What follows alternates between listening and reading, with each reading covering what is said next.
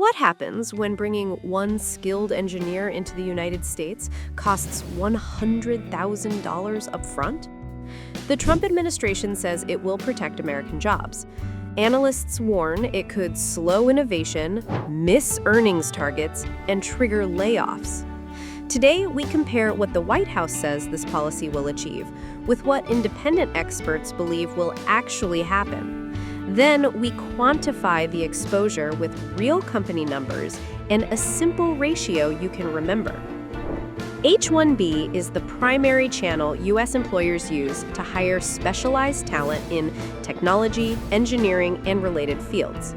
For more than a decade, about 2/3 of approved H-1B petitions have been in computer-related occupations.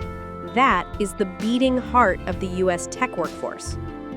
Here are the stated goals: curb program abuse and reduce reliance on lower-cost foreign labor, protect U.S. worker wages and opportunities by making firms recruit and train domestically, favor higher wage roles in the selection process, keep renewals and current holders out of scope while preserving national interest exceptions. Now, the likely outcomes. A chilling effect on new hiring because a six-figure fee distorts unit economics for many roles. A shift toward offshoring and remote teams abroad rather than more U.S. hiring. Uneven impact. Giants can absorb costs. Startups and mid-caps cannot, which can reduce competition and diversity of innovation. Legal and planning uncertainty that slows workforce decisions. Most important, a supply problem in the U.S. We absolutely have smart people. We do not have the quantity in the exact skills the industry needs at the speed it needs them. AI, cloud, cybersecurity, and advanced silicon require scale. Restricting the global pipeline without rapidly expanding domestic supply creates bottlenecks. Here is the long game. At first, the policy may appear to push jobs to Americans. In practice, companies that cannot staff on time slip on product roadmaps. Slips turn into missed projections. Markets reprice. Management cuts costs. Layoffs follow. The intent to protect jobs becomes a reality of fewer jobs. Meanwhile, hiring and investment shift abroad. If Europe sustains friendlier talent policies, it can consolidate high-end engineering hubs and emerge as the next tech superpower. The United States loses share of the innovation frontier. Let us quantify exposure using a simple proxy. We take first half 2025 H-1B approvals per company, then divide by each firm's total global headcount.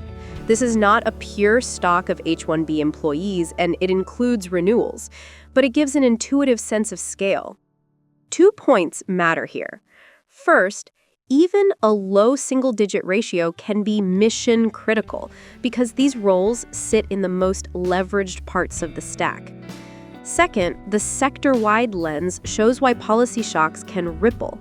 Nearly 2/3 of all H-1B approvals sit in computer-related occupations. So this fee squarely hits the tech engine. Google executives have publicly said only a small portion of its workforce is on H-1B, yet still over 4,000 employees hold that status, which underscores how concentrated the work can be in critical teams. Amazon has led all firms in approvals for years. For equity analysts and portfolio managers, update the model. Add a visa sensitivity line to hiring velocity and wage inflation. Stress test margins for a world where a slice of new roles cost an extra $100,000. Evaluate offshoring tilt and EMEA R&D buildouts as leading indicators of future operating geography.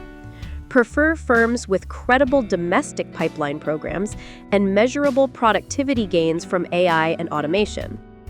The administration argues the fee will protect jobs, boost wages, and fix misuse.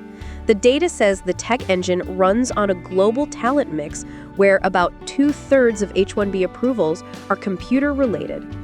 The likely long game is slower staffing, missed projections, layoffs, and a shift of innovation weight toward Europe and other regions.